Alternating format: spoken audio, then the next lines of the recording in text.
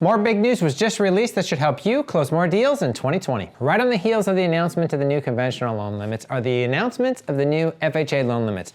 FHA loans now go all the way up to $331,760. And here's two quick things to help you take advantage of that next year. The first is pretty obvious. It's that your buyers now have more buying power. Buyers that are using the FHA 3.5% down program can now buy homes all the way up to $343,000 with just 3.5% down. I've covered this in a bunch of my videos though. That extra buying power really means a lot. If you were narrowing it down to the neighborhood or the zip code for somebody and now they can buy that much more home, they might have 2, 3, 4, 5, 10 more homes to look at. It can mean the difference between actually selling them a home now and them waiting for 6 months and giving up on the home purchase. Now, Intent Mortgage takes it a step further. If you compare our rates and fees to the national average rates and fees, if somebody was going to be pre-qualifying with us up to a $343,000 purchase price with an FHA loan, and instead they went and talked to a traditional lender that had the average rates and fees that are out there, they'd only be qualifying for a $310,000 purchase. That's right, $33,000 less home, exact same payment. That's really the huge difference between calling Intent Mortgage, having them shop me, and having them go out and look at $343,000 homes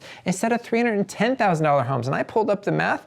That's 26% more homes for them to look at if you look in the local MLS. It's pretty clear how qualifying them for 26% more homes is going to give you the advantage in helping them find the right one. The second and most important piece is why you should be embracing FHA loans in 2020. If you remember from a few videos ago, I talked about how all those millennials are aging into the first-time homebuyer status.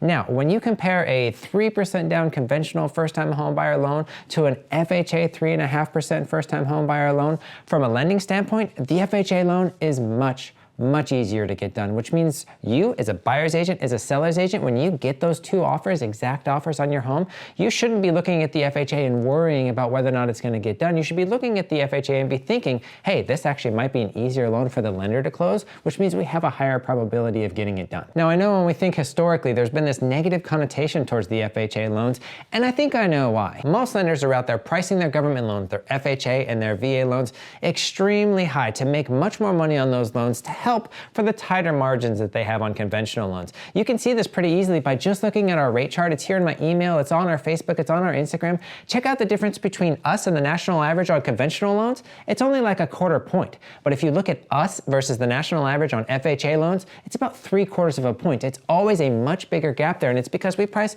all of our loans the same. There's no reason why we should be gouging an FHA first-time home buyer versus a conventional 20% down person. We should be making sure that we treat everybody as fairly as possible. And so here's what's been happening in the past. In the past, when these lenders have jacked up their rates and their fees on the FHA loans, then loan originators like me would only put people into those situations when they absolutely had to, which meant that that was basically their last option to get things done. So historically, there's been some bad FHA borrowers because honestly, we did everything we could to try to piece them into any other loan possible because we knew the company that we worked with was just pricing them so horribly. When in reality, when it's a level playing field, that FHA loan is super competitive. Check out the rates on our rate chart today on FHA versus conventional. And you got to remember too, the FHA isn't nearly as sensitive to credit scores. So when somebody has a more moderate credit, mid-high 600, something like that, conventional loans would get super expensive for them. The mortgage insurance would go way up for them. Whereas the FHA loans, it's not going to affect them nearly as much. And the mortgage insurance, that's fixed across all the buyers. I know I'm personally super excited that we can get first-time home buyers low down payment FHA loans up to a $343,000 purchase price. Now,